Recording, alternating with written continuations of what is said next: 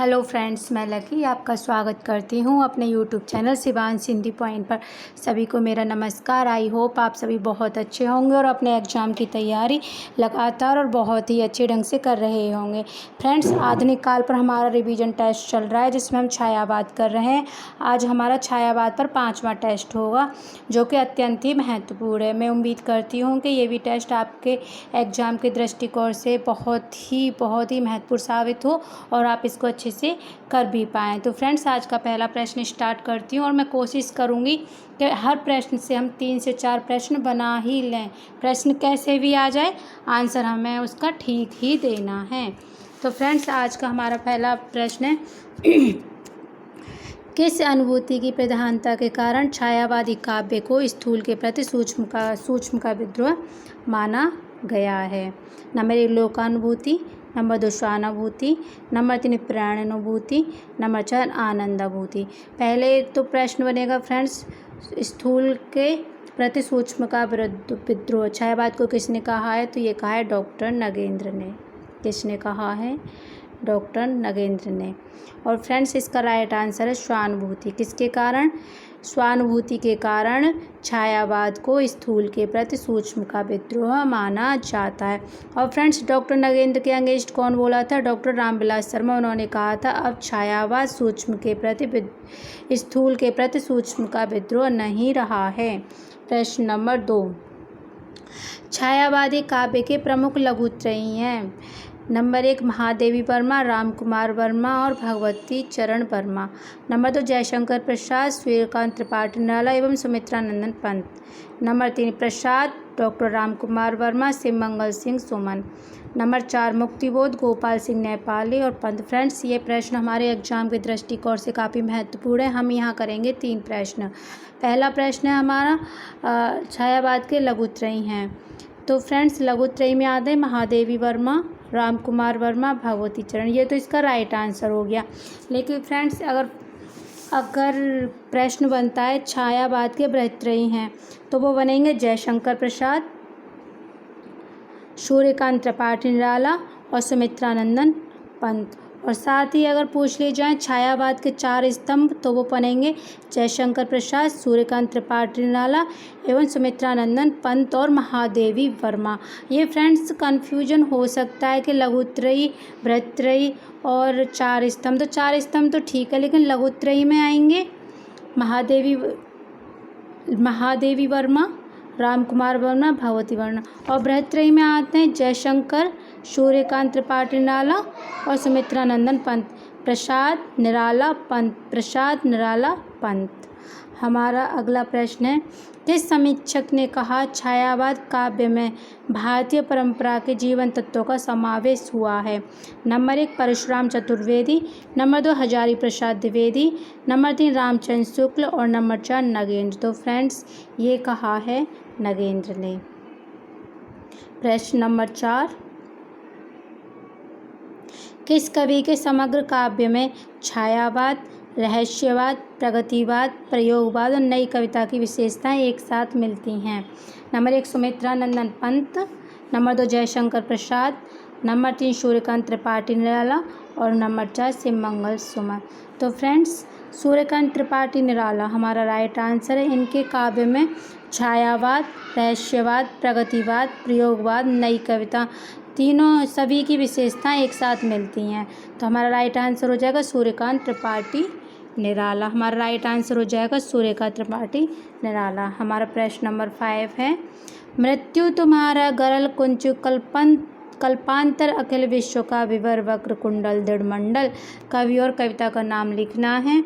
अज्ञेय विवर, नंबर 2 निराला कल्पांतर, नंबर 3 पंत परिवर्तन और नंबर 4 मुक्तिबोध गरल दंत। तो फ्रेंड्स, ये कविता है परिवर्तन और परिवर्तन किसके द्वारा रचित है? पंत के द्वारा। हमारा राइट आंसर हो जाएगा पंत परिवर्तन। हमारा प्रश्न नंबर 6 है पंत की ताज कविता किस भावधारा का प्रतिनिधित्व करती है? नंबर 1 छायावादी, नंबर 2 प्रगतिवादी, नंबर 3 प्रयोगवादी और नंबर 4 हालावादी। तो फ्रेंड्स, पंत की ताज कविता प्रतिनिधित्व करती है प्रगतिवादी। जैसा कि फ्रेंड आप सभी को पता है, पंत जी ने छायावादी रचनाओं के साथ साथ प्रगतिवादी रचनाएं भी की हैं। तो यहाँ हमारा राइट आंसर हो जाएगा प्रगतिवादी। हालावाद के प्रवर्तक बच्चन।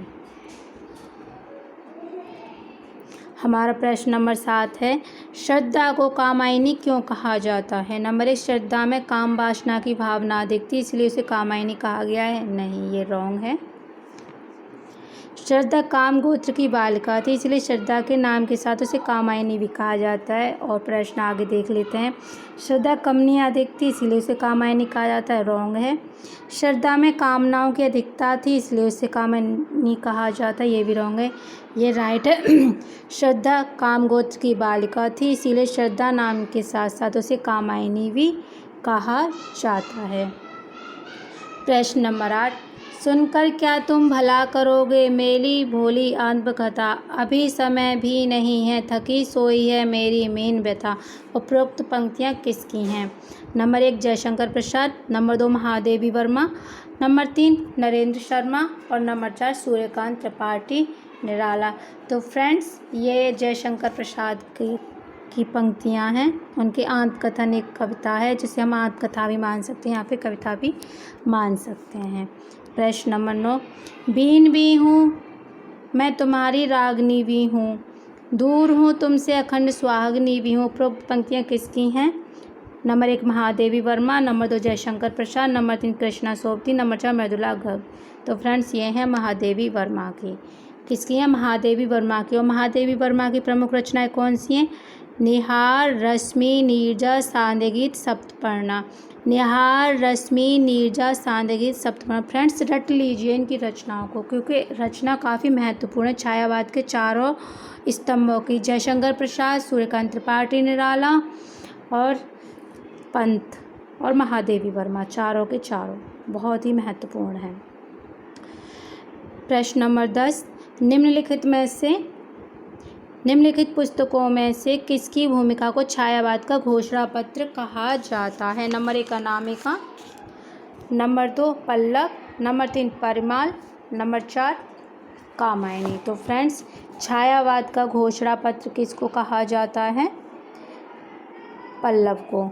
छायावाद का घोषणा पत्र पल्लव। छायावाद का घोषणा पत्र छाया या फिर पल्लवत को क्या कहा जाता है? छायावाद का घोषणा पत्र। और पल्लव किसके द्वारा रचित है? पंत। किसके द्वारा रचित रचना है? पंत। और कामायनी जयशंकर प्रसाद के द्वारा रचित रचना है। कामायनी किसके द्वारा रचित है? जयशंकर प्रसाद।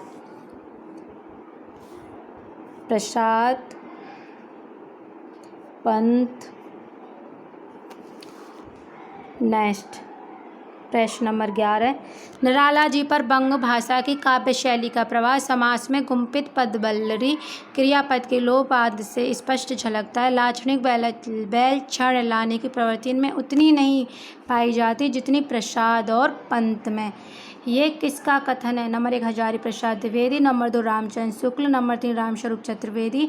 और नंबर 4, नगीन। तो फ्रेंड्स, ये कथन है हमारा रामचंद्र शुक्ल का। किसके लिए कहा था उन्होंने? निराला के लिए कहा था। प्रश्न ऐसे भी बन सकता है, रामचंद्र शुक्ल ने उपयुक्त कथन किसके लिए कहा है?